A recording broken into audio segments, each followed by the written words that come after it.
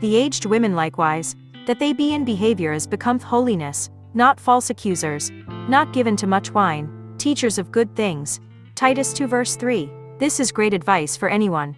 But here it is specifically given to older women. They are to have holy character reflecting Jesus. They are not supposed to drink too much, or falsely accuse people. Lastly, they are to teach good things. It is interesting that older women are instructed to teach. Knowing they have a lot of wisdom, they are instructed to pass that wisdom on. Ephesians 2 verse 10 says, "For we are his workmanship, created in Christ Jesus unto good works, which God hath before ordained that we should walk in them." God made me, and God don't make no junk. This slogan found its way to t-shirts several years ago. It may not be grammatically correct, but it's true nonetheless. Paul tells us in this verse that we are God's workmanship.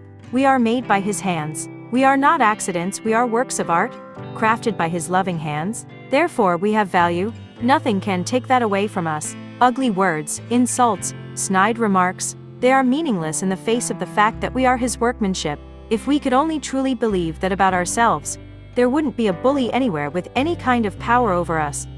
Devotion topic is, love thy neighbor. I find this passage interesting. Hate goes against God's laws. God is love. So there is no hate in God. Even in the story of Cain and Abel, God marks Cain so that no one will kill him. So how can we hate? It's okay not to like someone. We all do that. But hate implies that we wish someone evil. That's not okay. To love our neighbor means that we don't wish him any evil. This doesn't mean that we have to approve everything our neighbor does. No, not at all. In fact, this passage tells us it's okay to rebuke someone, even a friend or family member, and not get involved in behavior contrary to God's law.